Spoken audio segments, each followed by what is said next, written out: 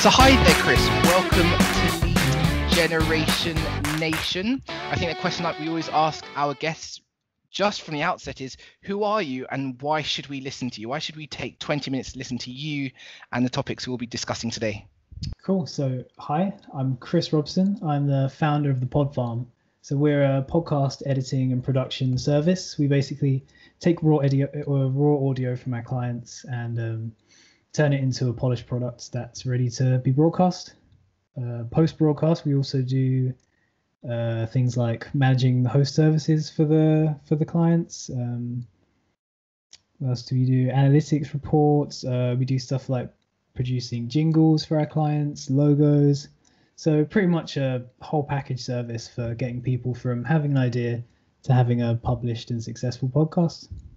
Nice. And I think at this point, even though it seems a bit silly to be asking the question on a podcast, is to actually ask you, what is a podcast? What is podcasting to your mind? Yeah, cool. So yeah, I'd imagine most people listening to this, if they've downloaded it, have an idea of what a podcast is, but maybe you don't. Maybe you're watching this on YouTube or something. So it's a way of distributing audio files on the internet. Started off kind of as audio blogging, a different way of blogging, getting your thoughts out, kind of merged with RSS technologies, and as portable devices came in, big companies got involved. iTunes and Apple rather, with their podcast app, it was very influential in getting it out there to everyone. And that's kind of grown into what we see it as today, this huge media presence that is podcasting. And then I guess my question to you following that is more pertinent to our audience is, why is podcasting so interesting or significant or effective for B2B lead generation? How does it help people get clients? So we could probably take a step back from that and look at why is it effective at all to anyone? Why has it become so big? And there's probably like a few different reasons for its success. The first being like the portability of the podcast, it being like a secondary activity. So it's used when you're driving your car, when you're doing the dishes, when you're, cutting the grass, whatever. It's like rote activities. You often will listen to podcasts. There's not many forms of content that have that kind of passive engagement where you don't have to be taking time out. That makes it, relating back to lead generation, that opens up a lot of busy people that may not have time to read long blog posts, may not have time to be searching, trawling through web pages looking for the right people for them, but they do have time to listen to a podcast because they're driving their car. So you can capture 20 minutes of someone's time, half an hour of someone's time, 2 hours of someone's time. I mean, the format is pretty open for podcasting right now. And you've got their attention in a way that you don't with a lot of other mediums. It's a very intimate thing. So, the intimacy of audio, having someone like talking to you in your ear, you kind of build relationships with the hosts a lot of the time. And relating that to lead generation, although when you're doing B2B, it's other businesses, companies you're trying to get as your prospects, there's still people that you're trying to, there's still humans at the other end that you're trying to connect with. So few things are more connecting, I don't know if that's the right way of saying it, than the human voices, if you know what I mean. And also podcasts are super niche. You can get a niche and make a podcast about it in a way that maybe you can't do with other forms of content. And yeah, I mean, I could go into a whole other thing. That's probably a whole big conversation in itself about the niche side of it. But basically, you can create free, industry-specific niche content with respected guests, influences in that industry that can be downloaded anywhere in the world and listened to while people are doing stuff. So that sounds incredible. The idea that you can produce something reasonably inexpensively, just recording equipment, you can use that to then intimately build a relationship. Business is all around relationships and getting people to trust you and like you and demonstrate your expertise. And I guess historically, people like us who are trying to win other business clients, clients from other businesses, we might use blogging historically, or we might do public speaking or things like that. And actually the idea that we can now arrest their attention and be in their ears and develop that intimate relationship, like you say, is a real boon, and something you can't do with blogging so well, or something you can't quite do with just a half an hour speaking engagement at a trade show. So those are some really good suggestions. And I guess my next question to you then, Chris, is, and it's quite broad, is what does a B2B podcast look like? And does that differ from industry to industry, or are there general principles that any business owner listening to this, or any person working in marketing at a large enterprise, can use in their context? Yeah, so I think, obviously, like I just said, that the format for podcasting is very open, and it's kind of in a bit of a Wild West phase still, even though it's getting on a bit now. It's pretty old, the podcasting world, but there's a lot of room for creativity in it. Saying that, though, if you want to get in entry level, easy to record podcast to get you started, a good way would be an interview, talking head kind of two-way conversation like we're doing now. They can be done very cheaply. They can be done with your headphones that come out of the box for your new phone and Skype, and that's it. That's all you would need. So the idea would be a talking podcast like this, interviewing someone. You would get guests on. If you're trying to build your brand, trying to get yourself established, you can be inviting guests on who are already established in that industry.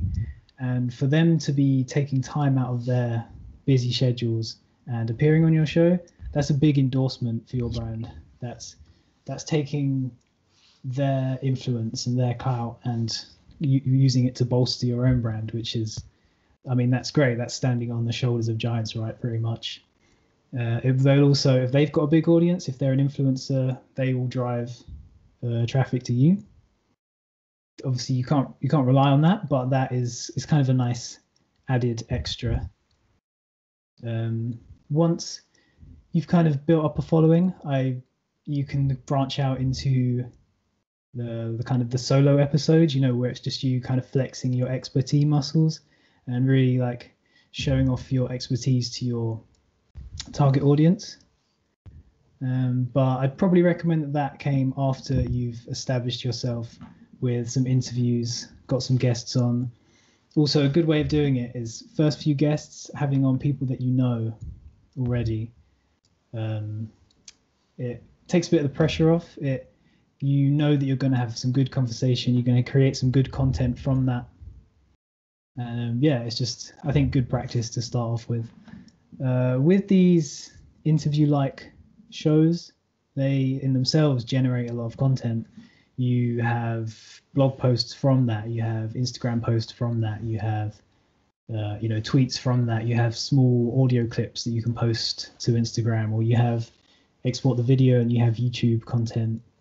You have all of these things that can be milked for their SEO, getting your keywords out there, or hitting those kind of marketing marks, can all be done with a simple phone call to somebody and asking if they want to be on your podcast. I love that idea, Chris. So marketers like myself, people like yourself, always struggling for content, right? We always need assets, some sort of material to send to prospects, to send to people who aren't yet our customers. And I love that idea as a podcaster myself with the Lead Generation Nation show.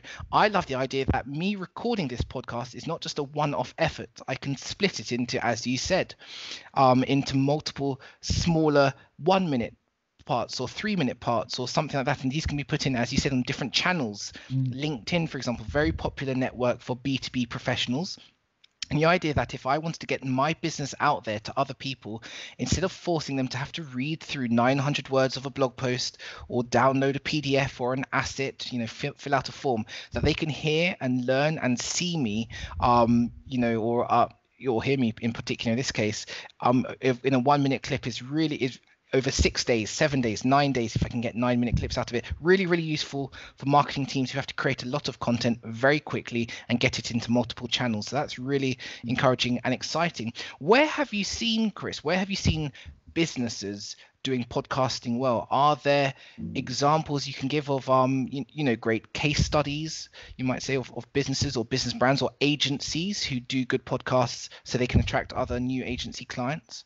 Yeah, so I'll give you a couple of examples. I'll talk about first one of my clients because that makes sense. This is going to be outside of the B2B world for a minute, but there's a lot of relatable outcomes that have come from having the podcast. So probably my most long-term client has been This Endo Life, which is a podcast based on kind of in the women's health community. Been working on that podcast since its inception, really. We did the theme tune and everything. So if you check out This Endo Life podcast, you can get a little bit of taste of our work for jingles as well. And so from that podcast, I believe that it's on season 3 now. Around 30 guests have appeared on it. From there, 4 relationships have turned into 4 of those guests have turned into affiliate relationships where they're now generating income. Interesting. In that respect. One of the guests has turned into physical events with the client, so they do physical income generating events. Obviously, there was a marked uptick in site traffic, social media growth upon release. So there's a lot of as you start growing, increasing the traffic, you're going to be increasing your prospects, increasing your leads, which is what you're setting out to do if you're here listening to this. Now, in the B2B world, a good example is Sweetfish Media, and you may be aware of this if you're listening. They're another podcast agency in the B2B world. Jonny, maybe someone who you should have on as a guest at some point. I will look them out. What's their name? Sweetfish Media. Sweetfish Media. Okay, what are they doing in the B2B podcasting space? Cool. So they're an agency who create podcasts for clients with the purpose of generating B2B leads. So a client will come to them and they will, with the desire to get leads, and they will get them a podcast. They will invite guests on. They will basically set everything up so it's just an easy interview podcast, just like we were talking about just now. They will do all the post-production.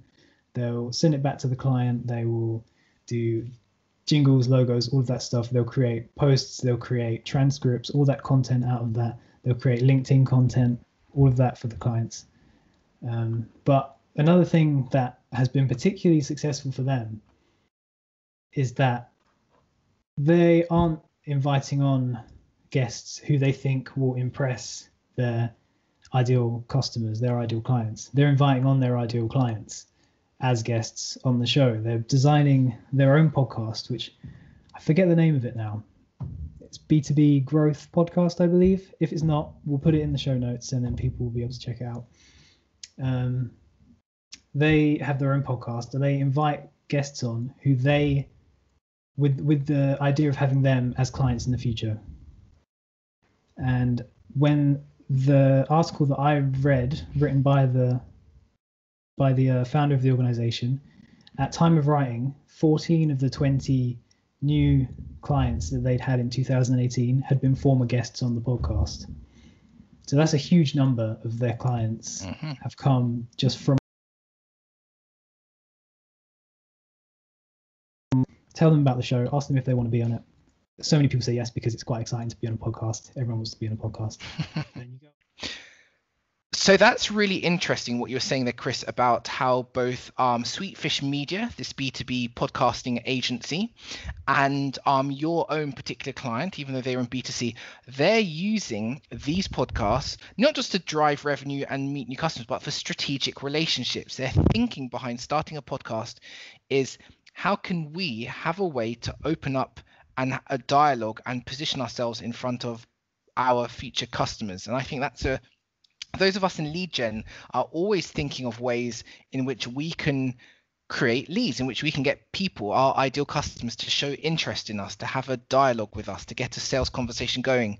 And I find it really interesting from the examples you're giving that the invitation of coming onto your company podcast is a way to get your buyers in front of you in a situation where you build a relationship, but they also tell you things. They tell you about their business and their issues and their problems and pain points, and that's really useful for fact finding if you're in sales as well. So really interesting, that aspect of using it for strategic relationship building with future customers and probably other vendors and other partners you could work with as well. So really interesting aspect of that. What does the future hold then, Chris, for podcasting in 2019? Where's it going? What do business owners need to know about or be aware of? So 2019, I think we can expect to see continued growth, because that has been happening since its inception and it doesn't show any signs of slowing down. The current amount of people listening to podcasts in, the Western English-speaking world is around a quarter of people listen to podcasts at least once a month. I think there's different statistics based on how you measure it and things like that, like there always is with these things, but it's around a quarter of 18 to 50-year-olds or something like that, which is a huge amount of people. It's the same amount that use Twitter, I believe, which is pretty crazy, because that is such a huge resource for companies that so many companies wouldn't even dream of not having a Twitter account nowadays, but haven't even thought about podcasting. So I'd imagine that we would continue that growth. And like I said just now about how that is in the English-speaking Western world, we are going to see a big increase outside of that as well in other companies in, Chinese-speaking, Indian-speaking countries. We're going to see a lot of podcast growth in 2019 there. We're going to see Apple losing its dominance on the podcast world, because obviously with the inbuilt iOS podcast app and podcasts being on iTunes, that's where most of the traffic has historically been.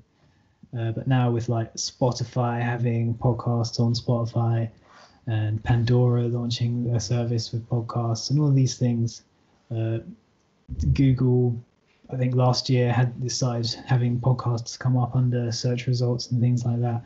So all of those things are really they're going to drive more of the however many billion Android users there are in the world to podcasting, which is going to drive the growth that I mentioned just now. I think we're going to expect to see lots of paid content coming up, lots of paywall content from big companies, just like there is with paywall podcasts. Podcasts. Okay. Yeah, I think that's only a matter of time before. Paid subscription podcast services exist already. You have, you get the main stuff, but then pay a subscription, and you also get access to this other archive of audio. So I think we expect to see that increase as well. It's going to be a pretty exciting time, I think. So with that in mind then, where should someone listening to this now, as we come to sort of the end of our conversation, someone listening to this who's getting excited about podcasts, who's thinking that they should be starting a podcast for their business, what's one thing they could do in the next 24 hours, just something really actionable, Chris, to get started on their podcast journey? Cool. So I think the first thing I would do, go to www.thepodfarm.com, hit me up, let me know that you're interested and we can chat.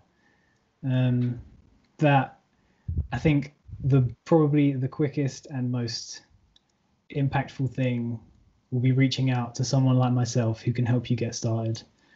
Other than that, if you want to get started by yourself, do your homework. We spoke about how easy it was to start a podcast. That doesn't mean that it's easy to keep it going. It's something like 90% of podcasts don't make it past episode 7. So make sure, if you're going to take it on yourself, just do your homework. Make sure that you know. Just make sure you understand the commitment. Make sure you know what you're going to do with the episodes. Get yourself an idea of how it's going to work, what the format's going to be. Write down a piece of paper, get some ideas going, and then if you've done that, if you know what you want to do, if you've contacted me, download Skype, and get some headphones. Give it a go.